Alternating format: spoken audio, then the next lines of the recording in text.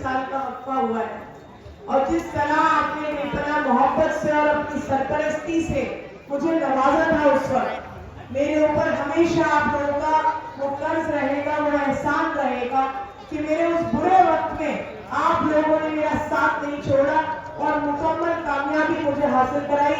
आप लोगों का तहे दिल से मैं बहुत बहुत शुक्रिया अदा करती हूँ। आज मैं फिर से आपके बीच आई हूँ एक और उम्मीद लेकर, उसी मोहब्बत की आस में, उसी सपोर्ट के लिए जो आपने 2 साल पहले दिखाया था। लेकिन आज जो लड़ाई है वो लड़ाई उन 10 सालों की है जो 10 साल आम आदमी पार्टी की सरकार ने और यहाँ के विधायक अमानतुल्लाह खान साहब ने ओखला की आवाम को रुस्वा किया, धोखा दिया और यहाँ की आवाम को सिर्फ और सिर्फ 10 सालों में मायूसी का सामना करना पड़ा। मैं आपसे बुनियादी मुद्दों के ऊपर बात करूंगी। मैं यहाँ आकर बड़ी बड़ी बातें मुल्क को बचाने की नहीं करूंगी, क्योंकि मुल्क को तो हम तब बचाएंगे जब हम अपने ओखला को बचा लें। हमारी तरजीह पहले अपने ओखला को बचाने की है, अपने जामिया नगर को बचाने की है। इंशाअल्लाह यहाँ की आवाम मजबूत होगी तो हम मुल्क की भी लड़ाई लड़ेंगे। लेकिन जो आज के हालात है वो इतने बदतरीन हाल है कि मुझे लगता है दिल्ली की 70 विधानसभाओं में सबसे बुरा हालात आज की तारीख में ओखला के हैं, जामिया नगर के हैं। जामिया नगर जो हल्का पूरी दिल्ली में मशहूर है कि यहाँ पर सबसे पढ़ा लिखा तबका रहता है, सबसे एजुकेटेड तबका जामिया नगर ओखला में रहता है। आज शर्म आती है ये कहते हुए कि ये इलाका बिल्कुल एक स्लम एरिया बनकर रह गया है। उसकी क्या वजूहात है, क्या मुद्दे हैं, क्या बुनियादी इश्यूज है जिन पर काम नहीं किया गया? 10 साल में लगातार ओखला को निगलेक्ट किया गया। 10 साल से यहाँ की जो आवाम के राइट्स थे, जो बेसिक एमिनिटीज थी, जो फैसिलिटीज थी, जो आपके हुकूक थे, जो आपको प्रोवाइड करनी चाहिए थी, इस सरकार के द्वारा भी और यहाँ के विधायक को भी देना चाहिए था, उससे आपको महरूम रखा गया। मैं सीवर से शुरू करूंगी। आपके सामने है हालात आज की तारीख में। कोई गली नुक्कड़ मोहल्ला सड़क ऐसी नहीं है जहां सीवर का गंदा पानी ना उबल रहा हो। 12 साल पहले शीला दीक्षित जी 450 करोड़ का LNT का टेंडर करके गई थी ओखला हल्के के लिए। 450 करोड़ का सीवर का टेंडर। आज तक ओखला के इतिहास में इतना बड़ा टेंडर किसी सरकार ने नहीं दिया। 450 करोड़ कहां गए?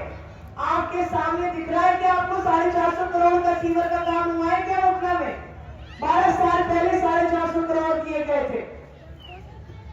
पूरा इलाका तरफ भरम है, हर जगह सी केजरीवाल कहते हैं ना फ्री पानी दिए मैंने, यही फ्री पानी दिया है उन्होंने, क्योंकि पीने का पानी तो 10 साल में एक बूंद नहीं आई है ओखला विधानसभा में, एक बूंद नहीं आई है यहाँ पर। हाँ, सीवर का फ्री पानी घरों में जरूर आया है, गंदा पानी।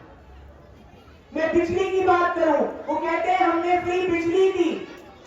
यहाँ कई लोग मौजूद होंगे ऐसे जो इस बात के गवाह होंगे कि जो PSES डिपार्टमेंट है वो 2 लाख 1 लाख रुपए रिश्वत ले लेके बिजली के मीटर लगा रहे हैं बिल्डिंगों पर। लेकिन विधायक साहब की जितनी बिल्डिंगें बनती हैं उसमें मुफ्त में मीटर लग जाते हैं। विधायक साहब की 8-8 मंजिलें बिल्डिंग बन रही है, सारे फ्री ऑफ कॉस्ट मीटर लगा जाते हैं।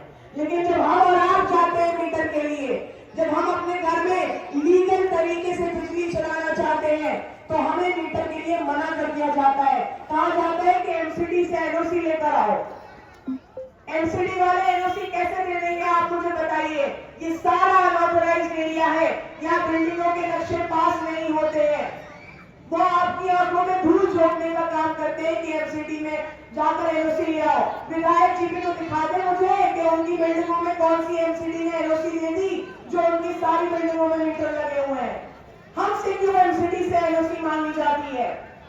एक आदमी बिजली का मीटर अप्लाई करता है, कोई लीगल तरीके से बिजली चलाना चाहता है अपने घर में, उसे PSES वाले मीटर के लिए मना कर देते हैं। फिर जब वो दूसरे तरीके से तार डालता है, क्योंकि बिजली आज की तारीख में जरूरत है। हर आदमी को लाइट चाहिए, पंखा चाहिए।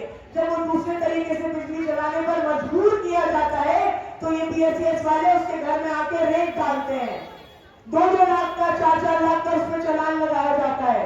फिर विधायक जी अपने ऑफिस में कैंप लगाते हैं चालान सेटल करने का। वो 2 लाख 4 लाख के चालान को 50,000 में सेटल किया जाता है, जिसमें से 40,000 विधायक की जेब में जाते हैं और 10,000 बीएसएस वालों की जेब में जाते हैं। शर्म का मुकाम है, शर्म का, कि एक मुसलमान विधायक यहाँ बैठकर मुसलमानों का ही पैसा खाए चले जा रहे हैं, पेट ही नहीं भर रहा उनका 10 साल से। सीवर का मुद्दा आपके सामने है, बिजली के मीटरों का मुद्दा है, पानी का मुद्दा है, सड़कों का मुद्दा है। 4-4, 5-5 साल से सड़कें खोद कर डाल रखी है। जिन सड़कों का टेंडर भी नहीं होता बनाने के लिए, उन सड़कों को भी एक खोद के डाल देते हैं दिखाने के लिए कि देखो कुछ तो काम हो ही रहा है। सड़क बन नहीं रही तो खुद तो रही है। विधायक जी के शायद यही विकास है कि बनाओ मत, खोद के तो डाली हो, काम तो हो ही रहा है। एडमिनिस्ट्रेशन की मैं आपसे बात करूं, अथॉरिटीज की मैं आपसे बात करूं, लगातार पुलिस की ज्यादतियां इस इलाके में बढ़ती चली जा रही हैं। हावी होते चला जा रहा है अथॉरिटीज और एडमिनिस्ट्रेशन यहाँ पर। अभी आप कहेंगे बीच बीच में नशाखोरी का मुद्दा उठता है इलाके में कि ओखला में बहुत ज्यादा नशाखोरी हो रही है। ये नशा कहाँ बिक रहा है, कहाँ से सप्लाई आ रही है इलाके में, कौन लोग हैं जो यहाँ लाकर हमारे घर के बच्चों को नशा बेच रहे हैं। जब पुलिस से ये पूछो तो वो अनजान बन जाती है कि मालूम नहीं नशा कहां से आ रहा है। लेकिन अभी किसी का लेंटर पड़ रहा हो, अभी किसी का समर सेवन हो रहा हो तो पुलिस सूंघती भी वहां पहुंच जाएगी। वो किसी को बताने की जरूरत नहीं पड़ेगी, पुलिस को अपने आप सूंघती भी गलियों में पहुंच जाएगी उंगलियां करने के लिए। ज्यादती की इंतहा पुलिस ने यहाँ कर रखी है। एडमिनिस्ट्रेशन एजेंसियां कुछ सुनने को तैयार नहीं है। आदमी विधायक के ऑफिस जाता है कि मेरा सीवर उबल रहा है तो वे कह देते हैं कि हमारा काम नहीं है, गांव काउंसलर का काम है। मैं विधायक अमानतुल्लाह खान साहब को चैलेंज करती हूँ, अगर हिम्मत है तो आइए इस मंच पर खड़े होइए और कहिए ये बात कि सीवर की सफाई का काम आपका नहीं है। लोगों को गुमराह करना बंद कर दीजिए विधायक साहब,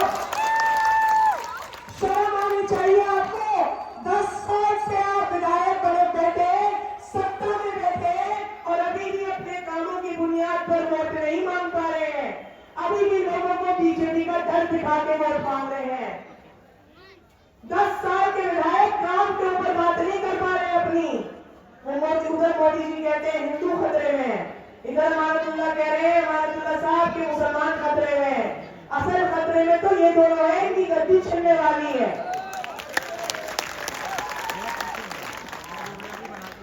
बार बार ये डर दिखाया जा रहा है कि मुझे वोट करना वरना बीजेपी आ जाएगी। वो मायने बेटा हटना, बेटा हटना। बहुत सारी मेरी खवातीनें, मेरी बहनें यहाँ मौजूद है।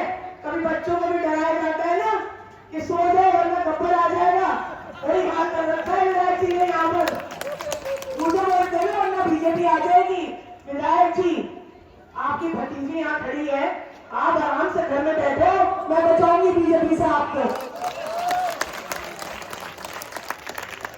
मैं लड़ूंगी यहाँ की आवाम की लड़ाई, मैं लड़ूंगी यहाँ के लोगों की हुकूकों की लड़ाई, मैं बनूंगी यहाँ की मजबूत आवाज।